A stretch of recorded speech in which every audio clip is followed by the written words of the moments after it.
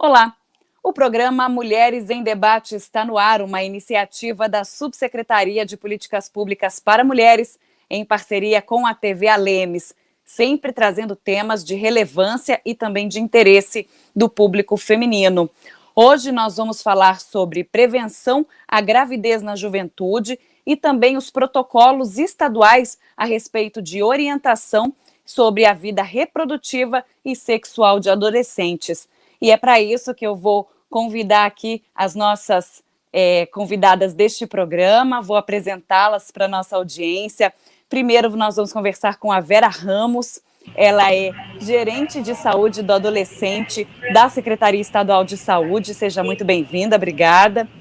E nós vamos conversar também com a Vanessa Chaves, que é ginecologista e atual presidente da Sogomat-Sul, que é a Sociedade de Ginecologia e Obstetrícia de Mato Grosso do Sul.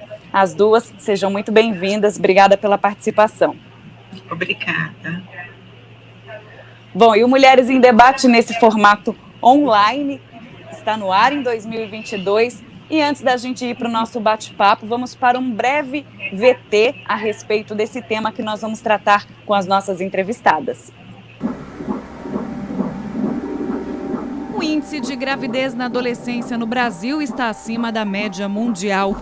Em 2020, os registros indicam que a cada 1.000 brasileiras entre 15 e 19 anos, 53 tornam-se mães. No mundo, são 41, conforme relatório lançado recentemente pelo Fundo de População das Nações Unidas. A média da América Latina é de 62 meninas a cada 1.000 que engravidam nessa faixa etária. Os dados reforçam a necessidade de tratar a gravidez na adolescência como uma questão de saúde pública. Adolescentes mães tendem a abandonar os estudos para criarem seus filhos e têm 3 vezes menos oportunidades de conseguirem um diploma universitário. Ainda segundo o relatório do Fundo de População das Nações Unidas, elas ganham, em média, 24% a menos do que as mulheres da mesma idade sem filhos. Dados do IBGE confirmam que 7 em 10 meninas grávidas ou com filhos são negras e 6 de 10 não trabalham e não estudam. Segundo o relatório do Banco Mundial, o Brasil poderia aumentar a sua produtividade em 3 bilhões e meio de dólares por ano se as adolescentes adiassem a gravidez para depois dos 20 anos. Das gravidezes que ocorrem na adolescência, 66% não são intencionais, o que significa que, a cada 10 adolescentes que engravidam, 7 referem ter sido sem querer.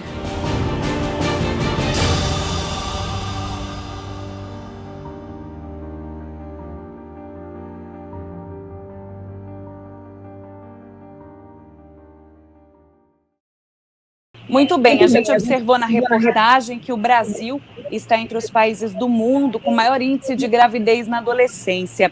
E é por isso que antes eu quero me dirigir à Vera, que é da Secretaria Estadual de Saúde, até para ela responder para a gente por que a gravidez na adolescência é um problema de saúde pública. Vera.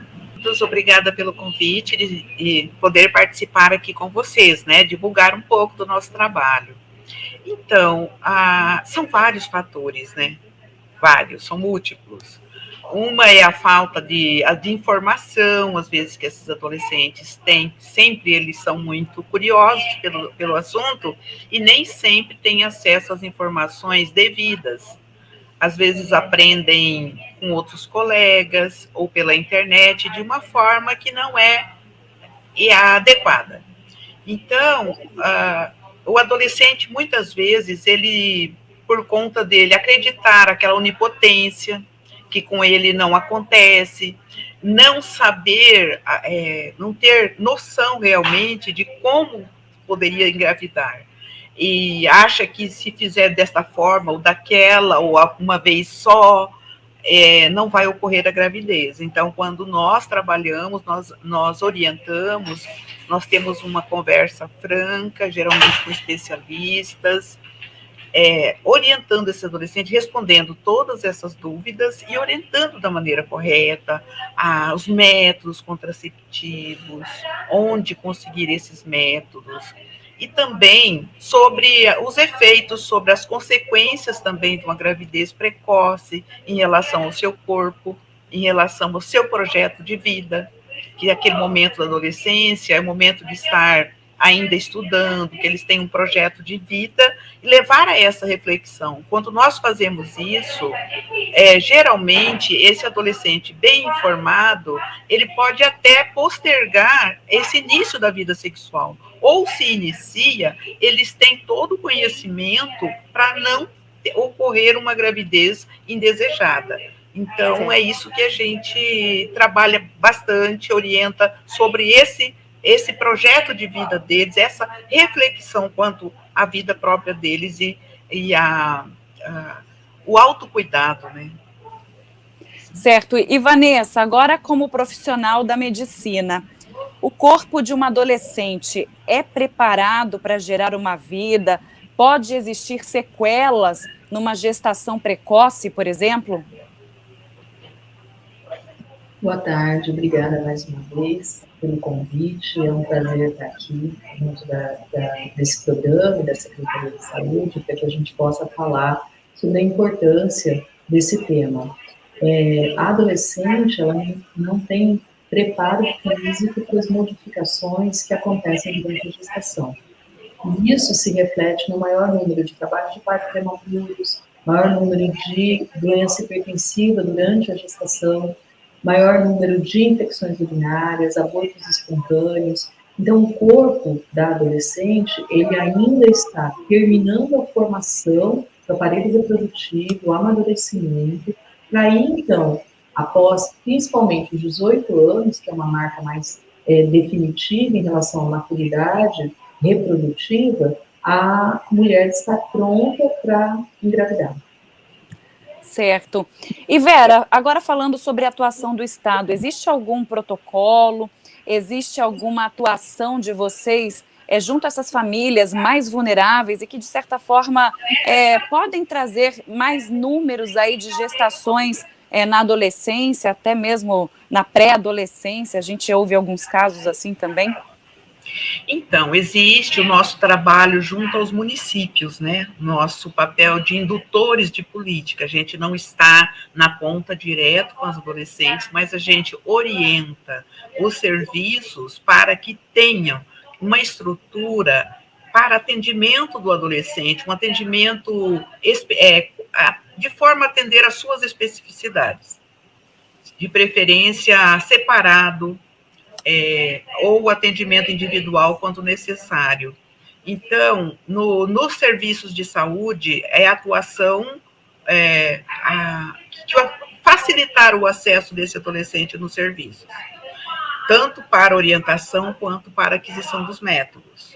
Nós temos o programa de saúde na escola, que também, junto com os professores, nós orientamos também os adolescentes, as adolescentes, envolvendo o menino também, né, no processo de discussão da gravidez, porque às vezes é muito comum trabalhar a menina. Então, trazer o menino para essa discussão e, inclusive, para a responsabilidade, que a gravidez se faz a dois, não é responsabilidade só da menina. Então, trazer a essa discussão e essa responsabilidade, inclusive, as consequências que tem das gravidezes que acontece e não, por exemplo, o parceiro não está junto para apoiar, essa menina fica sozinha, para de estudar. Então, aí vem todo um rol de consequências, né? E tanto para a mãe quanto para a criança. Então, trazer essa discussão, essa reflexão para eles, para que pensem bem antes de que venha a ocorrer a gravidez, no caso, não planejada, né? Então, o nosso trabalho é a atuação nos serviços para facilitar o acesso, a escola para as informações e o serviço para absorver essa demanda que venha a partir dos esclarecimentos. Não adianta oferecer o preservativo, chega no serviço, é barrado e não facilitado a disponibilização dos métodos, né? Doutora Vanessa, e qual que seria a primeira orientação, por exemplo, para um adolescente que pretende iniciar a vida sexual?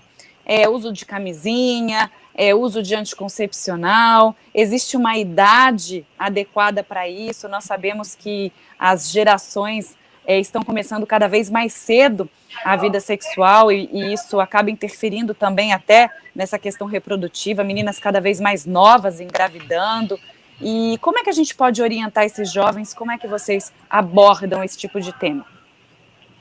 É uma conversa muito complicada, porque o adolescente, de uma forma geral, ele não planeja em relação, né?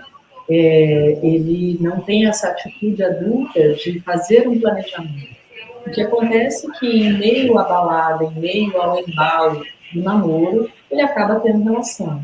E, então, o que nós recomendamos é que, uma vez que a família perceba que essa adolescente ou esse adolescente estão começando a ter namoro, estão começando a ter o ficante, que já traga ele para a unidade de saúde, para a gente já começar a falar sobre métodos contraceptivos.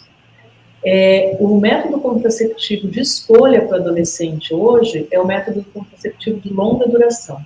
Então, nós estamos numa campanha, o Estado abraçou muito bem essa ideia, que hoje a Sociedade de Pediatria, a Sociedade de Ginecologia e Obstetrícia estão carregando juntas, que é de que o primeiro método contraceptivo do adolescente seja um método de longa duração. O que eles são? São métodos que, em primeiro lugar, durem mais do que, no mínimo, 3 anos. Os métodos de curta duração são os que nós estamos acostumados e que são os que falham. Quais são? Pílula, injeção, anel, adesivo, esses todos, eles têm uma duração curta, então eles dependem do adolescente, do paciente, por ser usado, e a eficácia é dependente da disciplina. O que nós queremos é trazer para essa faixa um método de longa duração, que é aquele que não depende do adolescente, que não depende do paciente, ele é inserido no paciente, e esse método dura no mínimo 3 anos. Quais são as vantagens? Em primeiro lugar, que o adolescente, por ser adolescente, ele não é disciplinado, né? Então, não vai depender dele lembrar, não vai depender dele terminar o namoro e parar de usar, enfim. A segunda coisa, o nível de hormônio que tem nesses métodos é muito menor do que de uma pílula ou uma injeção, por exemplo. Que métodos são esses? É um implante que a gente coloca no braço, que dura 3 anos, que é o implante de etonogestrel, que é o Implanon, ou o DIU. Nós temos DIU hormonal, que dura 5 anos, e temos um DIU de cobre, que dura 10 anos. Que isso é outra coisa que nós estamos lutando muito para mudar essa ideia de que o DIU não pode ser usado em adolescente e em paciente que não teve filho. Pode e deve ser usado. O Implanon, se você não começou a ter vida sexual ainda, coloque o Implanon, ele dura 3 anos. Se você já começou a ter vida sexual, coloque o DIU, porque ele dura entre 5 e 10 anos. E não depende do paciente. Isso é o nosso foco maior dentro desse programa.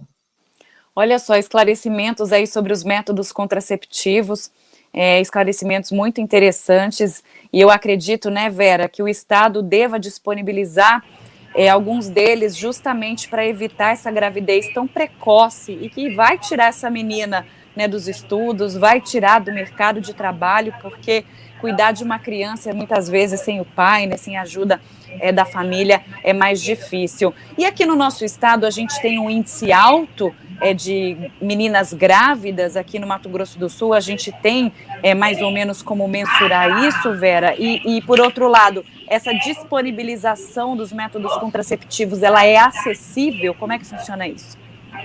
Sim, ela é acessível nos serviços. E quanto, você havia me perguntado antes, quanto um protocolo, se a gente tinha algum protocolo. Então, foi em 2019, quando saiu a lei da semana de prevenção à gravidez, que é a primeira semana de fevereiro, né?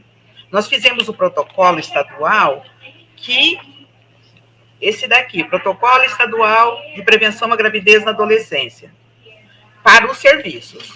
Então, ele não é uma lei nova, ele reúne tudo o que se tem que garanta o direito, desde o Estatuto da Criança e do Adolescente, todos os artigos que falam da garantia da obrigatoriedade de nós, política pública, atender esse adolescente, oferecer a informação para eles. Não é algo mais. Ele tem direito a isso. Né? Doutora Vanessa, desculpa interromper, até falar se ela quisesse complementar em algum ponto, pode, né, essa questão médica. Sim, doutora. Vamos lá. O Código de Ética Médica, ele preconiza que a autonomia do paciente, né? Então, toda a atenção ela é centrada no paciente. E, no passado, nós tínhamos uma dúvida de que se o adolescente, ou seja, abaixo de 16 ou 18 anos, se ele poderia ser atendido sozinho.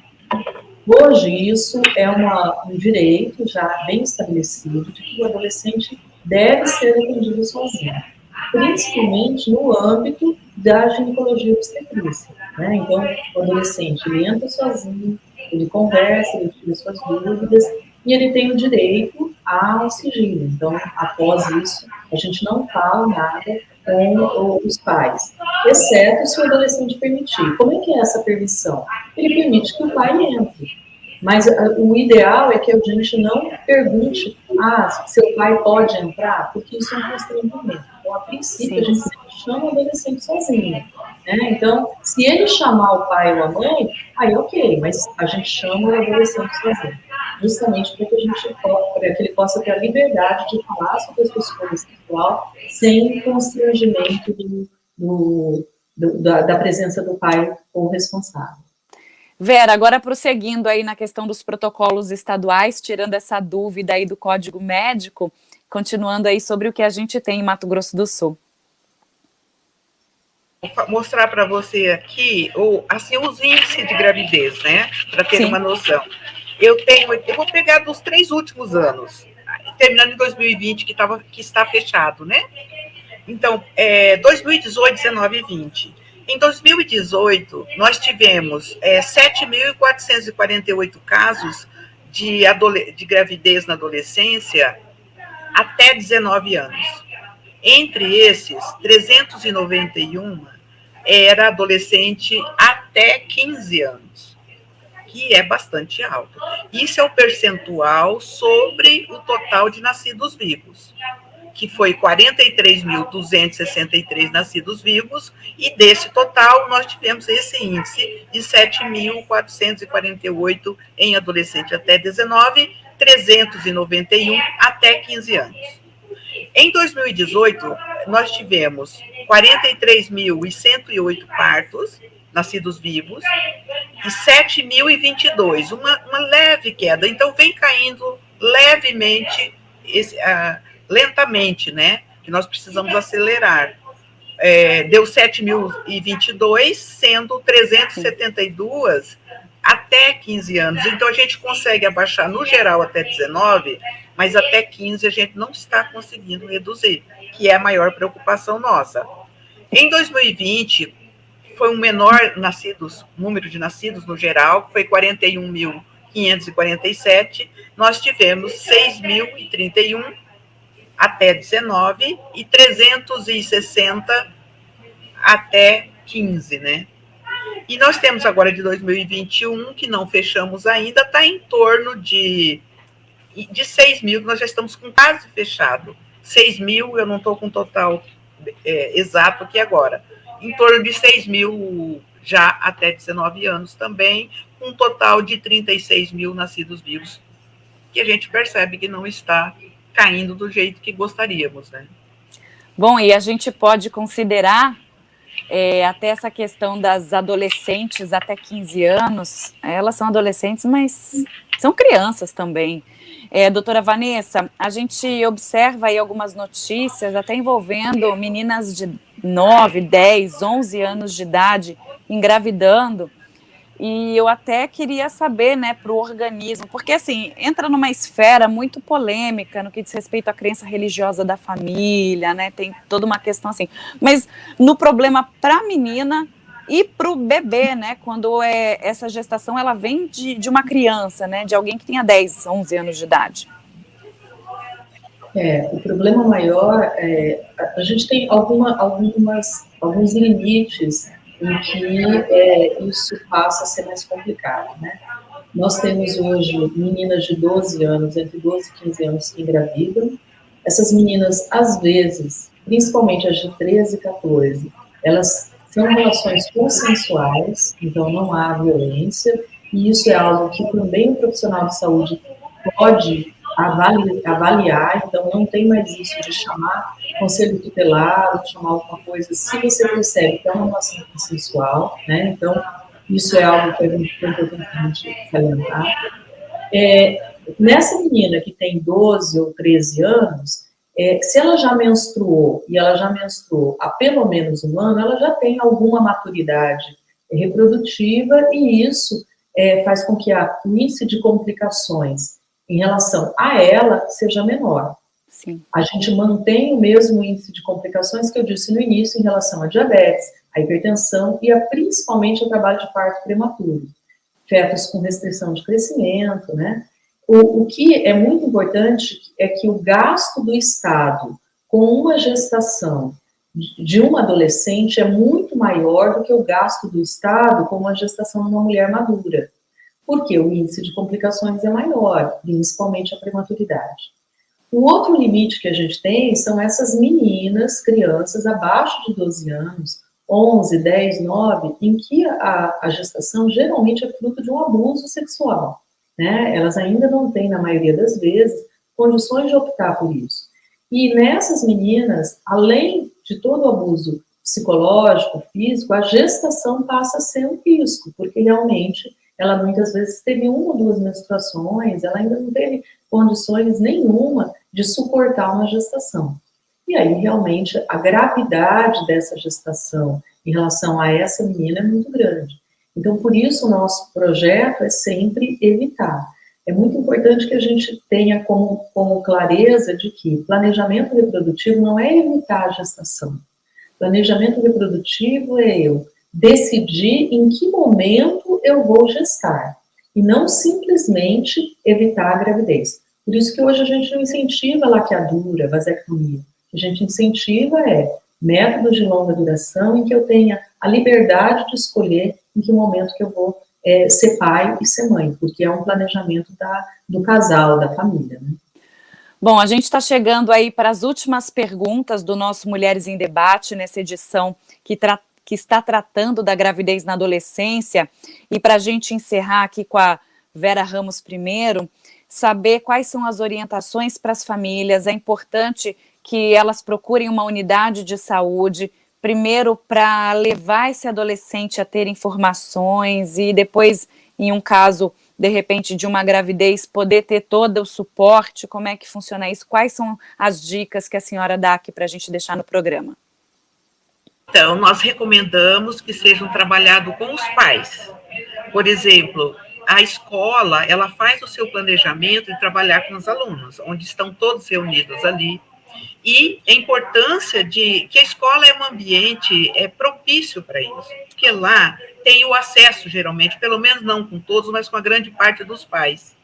Então, no projeto da escola, projeto político-pedagógico da escola, elas participarem a essas famílias que vai trabalhar a saúde sexual e reprodutiva, sim, com os alunos e colocar o objetivo.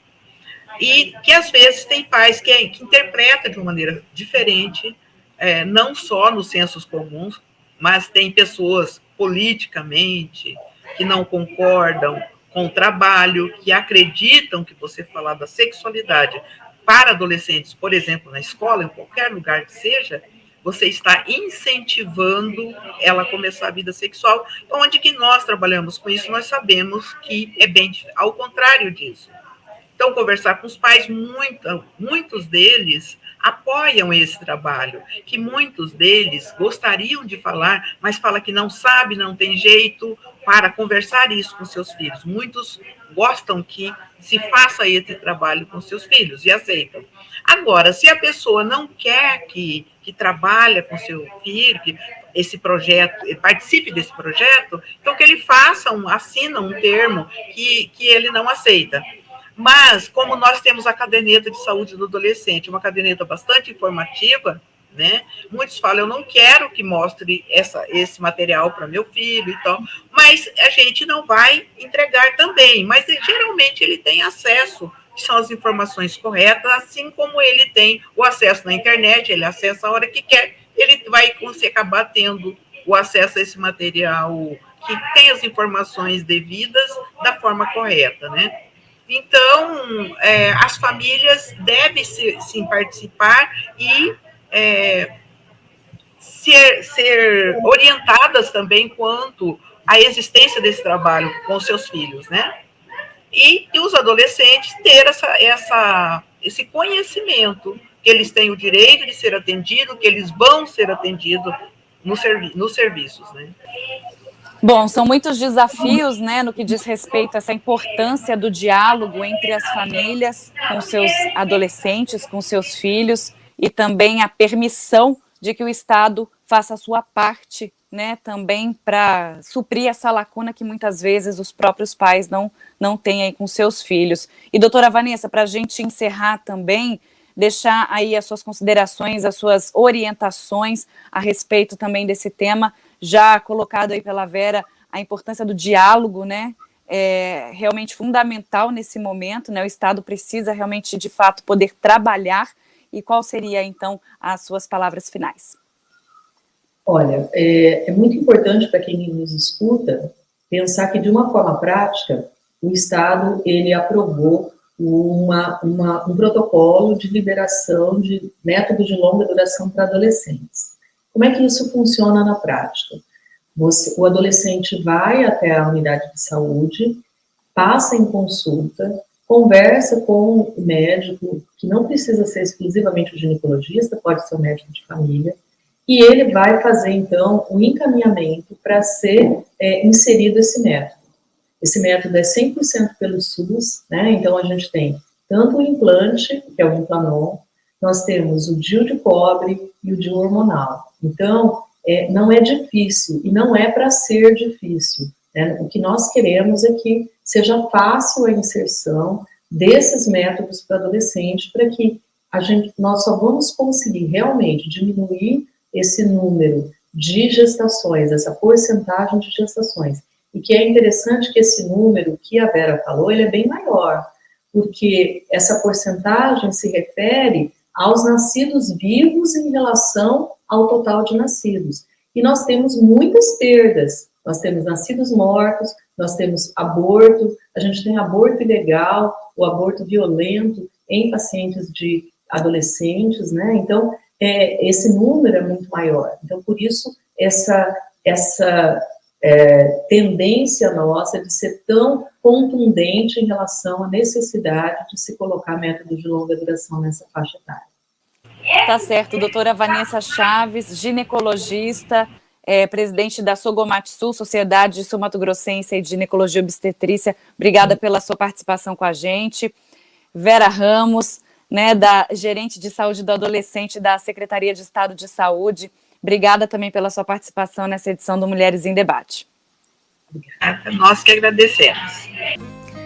Muito bem, essa edição do Mulheres em Debate fica por aqui. Essa e outras edições você confere no canal 9 da NET e também pelo YouTube Assembleia de MS. Voltamos numa próxima edição com um novo tema. Não deixe de seguir as redes sociais da Assembleia Legislativa de Mato Grosso do Sul e também da Subsecretaria de Políticas Públicas para Mulheres para obter mais informações. Um beijo para todo mundo e até a próxima. Tchau, tchau.